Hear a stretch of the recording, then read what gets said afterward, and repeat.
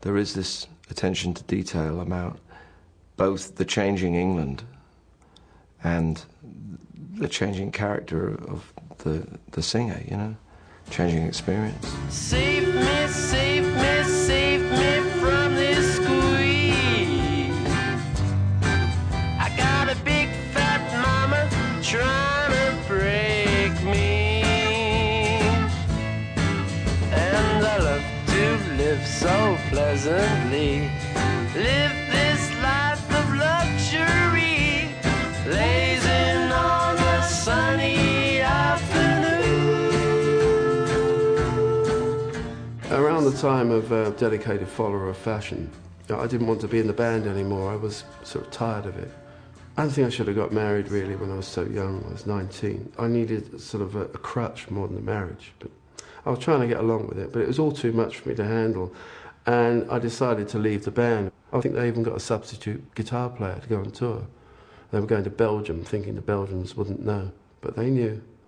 That rest was enough. Only about 4 or 5 weeks. I had that sort of emotional, nervous, not a nervous breakdown, but a physical wreck. The first song I wrote out of that dip was Sunny Afternoon. The song was a bit like, it was about someone who maybe lost everything and yet feel he could walk away. And it was a bit like me at that time because, you know, if that had been my last record, it was perfect in a sense because I'd made what I think was a great record and I could walk away and maybe get a proper job and be a regular person. Help me, help me, help me sail away.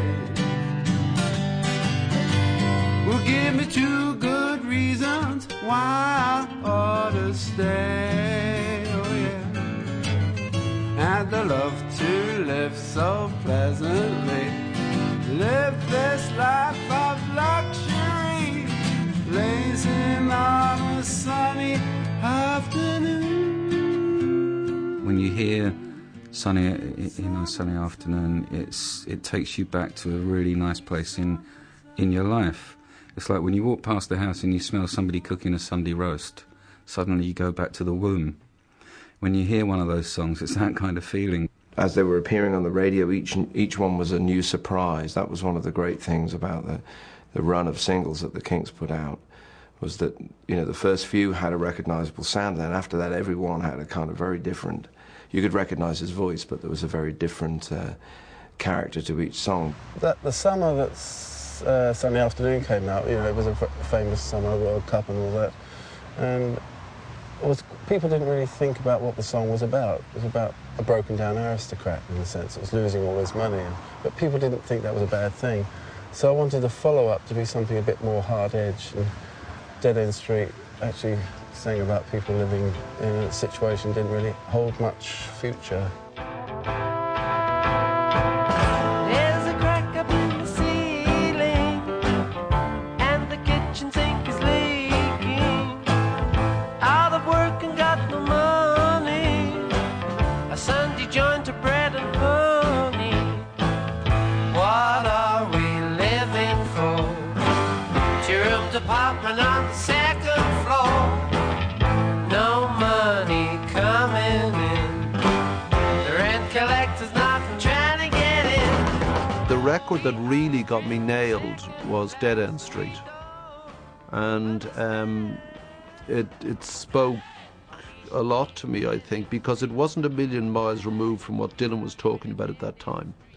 And yet it was a distinctly English voice. I don't know anyone who was kind of sort of had such a sort of who was writing about such English social matters as Ray. People are living in Dead End Street. I'm gonna die in Dead End Street. Dead End Street. Yeah. Dead End Street. Yeah.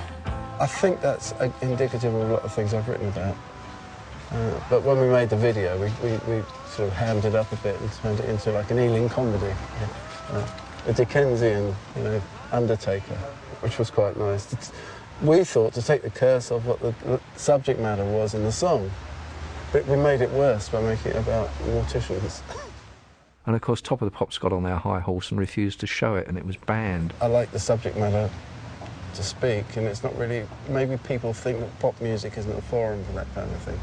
It's not protest music, and it's not pop music, so what category do you put it in? So when in doubt, ban it. Thank you for the days, those endless days, those sacred days you gave me. I'm thinking of the days I won't forget a single day, believe me. I bless the light, I bless the light that lights on you, believe me. And though you're gone, you're with me. What a song! I'd cut my wrists to write a song as good as Days, you know. Just beautiful, simple, you know, reduced to, you know, those endless days, those sacred days you gave me, you know. Just, why can't anyone write that? You know, anyone could, but they don't. It couldn't have been much more than 24, 25, if that, probably younger when he wrote that song, which I think is quite incredible, really. To have that kind of depth and maturity at that age. I wish today would be tomorrow. The night is dark, it just brings sorrow, let it wait.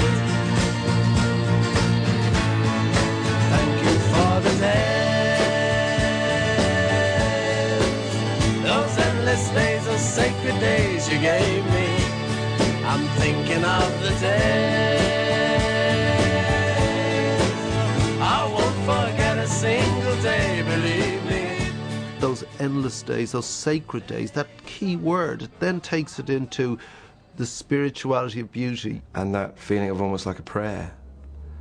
I think he's kind of unafraid of that sort of stuff. I mean, there's quite big statements without them being grandiose.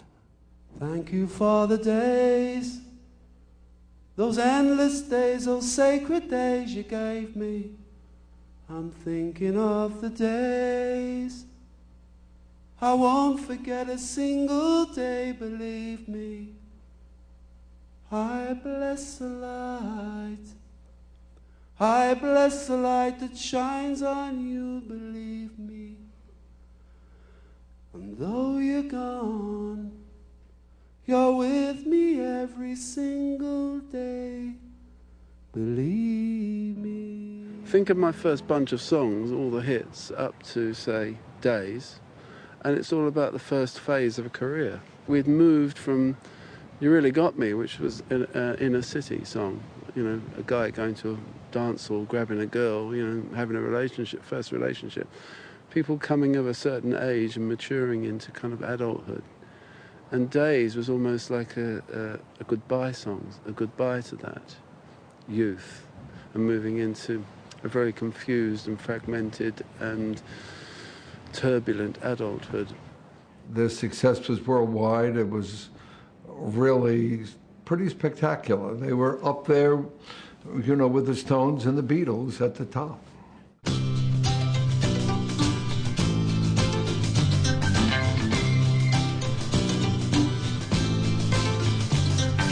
We are the Village Green Preservation Society. God save Donald Duck, Bonneville and Variety. We are the Desperate Dan Appreciation Society. God save strawberry jam and all the different varieties. Serving the old ways from being abused.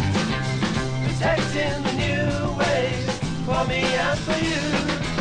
What more can we do? I really don't know why we were banned from America. Yeah, we went there on our first tour, right at the beginning, and I think a lot of Americans did see us as invaders, British invasion. I guess they hated us. And so if we're going to ban anybody, why not ban these people? They're called the Kinks. We're cut off in our prime, if you like, our career prime.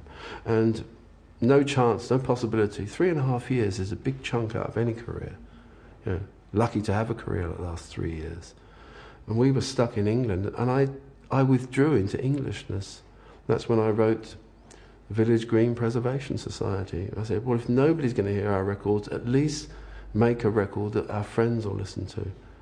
You know, and it's like those old folk books. The direction for performing the song, they say, to be sung intimately as if among friends. It's that sort of album.